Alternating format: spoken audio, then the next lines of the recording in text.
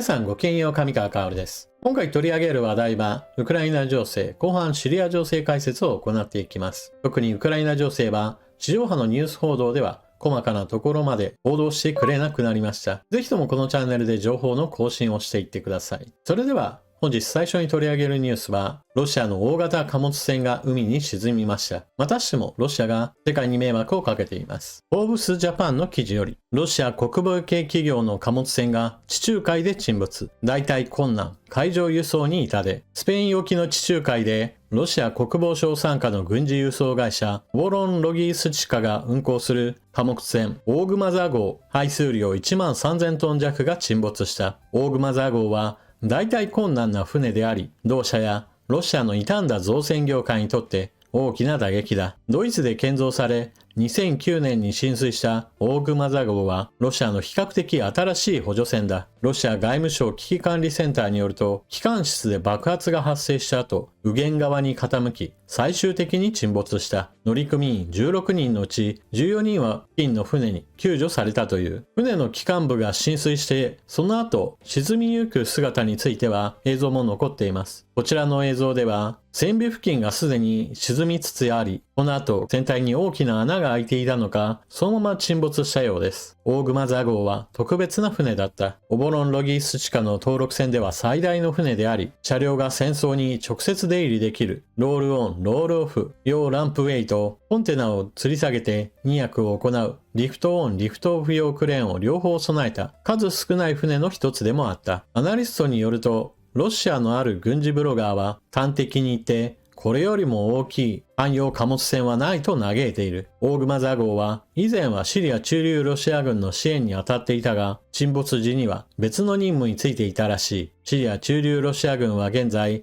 前アサド政権の崩壊と新政権の樹立で危機にさらされている。オーグマザ号はサンクトペテルブルクから極東のウラジオストクに向けて出港した。16日にはロシアの別の補助船スパルタ号とロシア軍のコルベットソーブラジーテルヌイと共にエーフス海峡を通過していた。オーグマザ号の甲板には大型クレーン2機が乗っていた。これらのクレーンと原子力砕氷船用の特殊なハッチ2個が今回の主な積み荷だった模様だ。冬の海氷を避けるため、オーグマザ号は北極海航路ではなく地中海からスエズ運河に向かう南回りの航路をとっていた。重すぎて扱いにくいクレーンのため重心が高くなり、これが沈没の一因になったのかもしれない。前出の軍事ブロガーは船もろともクレーンと砕氷専用ハッチも海底に沈んでしまったと綴り、オーグマザ号の極東での任務は港湾インフラと北極海航路の開発に関する政府の目的を達成することだったが、この目的は妨げられてしまったようだと残念がっている。ほんの10日前にもロシアの貨物船がケルチ海峡で沈没し、非常に多くの重油が流れ出したことによる環境汚染なども発生しています。ロシアの船による環境汚染は非常におびただしいものとなっています。こうした背景には、ロシアが非常に古い船を運用しているといったこともありますし、今回の船の場合、比較的新しいにもかかわらず、無理な運用をしていたため、事故が発生したとも見られています。なんとも迷惑極まりない国です。次に、ロシア軍に納入される車両、だんだんと質が悪くなってきているという話をこれまでしてきましたが、新たな映像が公開されました。軍用車両といえば、装甲がついているものが思い浮かぶわけです。戦車や装甲兵員輸送車など、非常に高額な車両が多くあります。ロシアではそうした装甲車両を新しく製造する能力が低く、その分ソ連時代に大量に作られていたものを再生して前線での戦いに用いています。しかしそうしたこれまでの動きは在庫の装甲車両がなくなってきたことにより、いよいよ補充が効かなくなってきました。そのため一般の車両を改造して前線へと送り届けるようになってきています。この映像ではいかにも中古で使い倒してきたなという車を前線へ運ぼうとしています。一応屋根には対ドローン用の覆いなども付けられてはいますが、ちょっとした気休め程度のものでしょう。また側面には鉄板も打ち付けられていますが、ドアが取り外されており、運転士が銃撃された際に生き残ることはちょっと難しいでしょう。こうした車両は前線に届けられると早速攻撃用の車両として用いられています。こちらの映像では、先ほども出てきたような非常に古い中古車を使ってロシア軍兵士たちが前線へと赴いています。しかし、映像にもあるように次々と攻撃を受け、ロシア兵たちは命を失っていきます。こうした光景は現在、ロシア東部戦線でよくある光景なのだそうです。もちろんこうした攻撃は全てを撃退できるかといえばそうではなく、数に任せて攻撃してくるので、見落とした分については当然、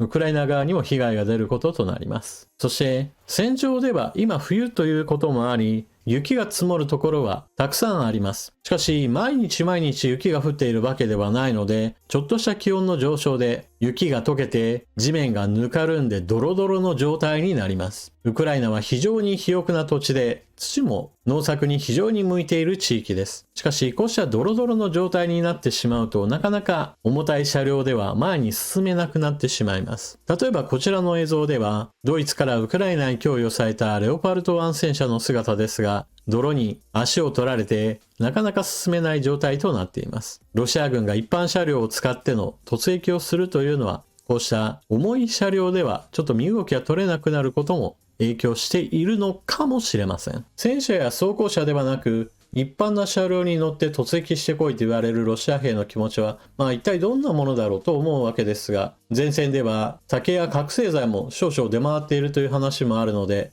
正常な気持ちで突撃任務についていない兵士たちもいるかもしれません。どっちみち自分はロシア兵にはなりたくないと思うわけですが、親ロシア派のアカウントでは現在でもロシア兵の勇気を称える情報発信が続いています。彼ら自身も自分が戦場に行かないからこそそうしたロシア軍の行動を称賛しているのでしょう。さて続いて北朝鮮についての情報更新がされています。今まで私が解説してきた話とちょっと違うなという間違いが発見されました。それはロシア側が助けを求める形で北朝鮮軍から兵士を派遣してもらっているというような解説を私はしてきました。ロシア軍が前線での兵士の調達に苦しみ、そのために海外に兵力を求めたという解説を行ってきたのです。しかし新しい情報ではその解説は間違いで逆だというような話が出ています。それは北朝鮮の側からロシアに対して兵士を売り込みをかけたという話が出ているのです。北朝鮮の狙いとしては自分たちの兵力を高く売りつけるといったことを行い、人間の命をまさに売り物にしたというわけです。しかも現在前線では多くの北朝鮮兵が死傷しているわけですが、北朝鮮側からはさらに次の兵士たちについての売り込みもかけられているというのです。このような兵士の販売については北朝鮮独特の統治体制が影響していることでしょう。北朝鮮では、金王朝の存続といったものが第一目的として存在している国ですから、軍がクーデターを起こした場合には、それによって金王朝が倒される危険性があります。ですから、人民を抑えることも大事だけれども、軍の強力すぎる体制といったものも問題視されます。ですから、金王朝にとっては、自分自身の体制を維持するために必要なものとしては、軍の忠誠だけではなく、軍が程よく支配しやすい状態であることもまた重要なのでしょう。北朝鮮としては、兵士たちを売り飛ばすことによって得た利益でまた自分たちの権力体制を強化することにも役立てるのでしょう。なお、ゼレンスキー大統領はここ最近、北朝鮮兵に対する攻撃の成果として3000人程度の死傷者が出ているという話をしています。これは従来よりもさらに大きな攻撃成果を示しているものですが、さすがに死傷者3000人というのは派遣された1万2000人程度の数からすると、ちょっと死傷率の割合が高すぎて本当かどうか疑われています。続いてシリア情勢についての解説。アサド政権の消滅以後、日本の報道では、アルカイダやもしくは ISIS のようなイスラム教原理主義者もしくは過激派が政権を取ったかのような間違った解説が結構長期にわたって流され続けています。しかし、こちらの映像では現在の暫定政府下でクリスマスのお祭りが開催されている映像が放送されています。ISIS やタリバンであれば、このようなキリスト教のお祝いを大々的に開催することは不可能でしょう。NHK や東京新聞の解説が早く現状に見合った解説員を招いてほしいものです。そしてアサド政権の崩壊以後の新しい秩序の形成は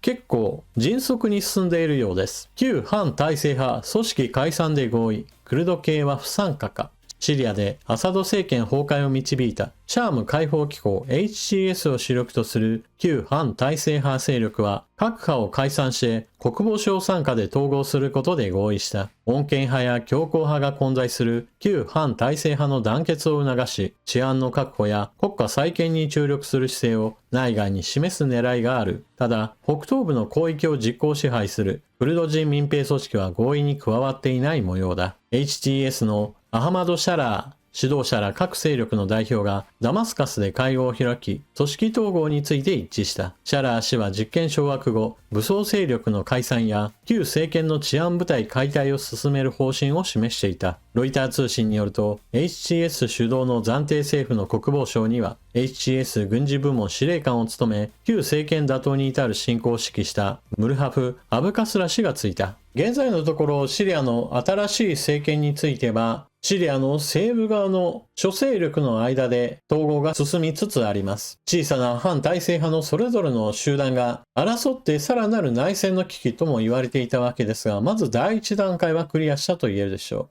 う。ただし、シリアの西部についての統合が進むという一方において、東部側にはクルド人勢力の実効支配地域があります。今回の合意にはクルド人勢力は含まれていないことからシア内戦の懸念というのはまだ残ることとなります。ただ、極端なことを言えばシリア国内で住み分けを行えば内戦の危機を回避することもできるので、選択肢の一つとしてはあるでしょう。現在のところクルド人勢力の後ろにはアメリカが支援を行っていて、一方でシリアの北部側にはトルコの支援を受けた反アサド政権の一派がありました。この2つの勢力の間には以前から戦闘状態にある因縁がありますから、今後もどうなるかはまだ分かりません。トルコとしてはクルド人勢力の影響を受けてトルコ国内のクルド人勢力もまた自治権を求めたり、もしくは独立闘争に入る人たちがいないかを常に監視しているような状態ですので、この対立関係の解消には時間がまだまだかかる可能性があるのです。ただしそうした問題は抱えつつも、少なくとも現在旧アサド政権の勢力が何かゲリラ化するといったような話は出ていないので、大半の役人は新政権のもとに従う模様です。当初はこうした諸勢力の統合というものは主導権争いが発生し、時間もかかるだろうと言われていただけに、今のところは非常にスムーズにことが進んでいるようです。これによってシリア国内でのロシアやイランの影響力が低下し続けることは、少なくとも地域の安定化には寄与するので、国際問題の一つが沈静化へ向かっていることは歓迎しましょう。というわけで今回の動画はここまで。最後まで動画をご覧いただきありがとうございました。チャンネル登録していない方はぜひともこの機会にチャンネル登録よろしくお願いします。そして動画を見よったら評価ボタンでクリックとあなたの感想、コメントよろしくお願いします。それでは次の動画でまたお目にかかりましょう。またね。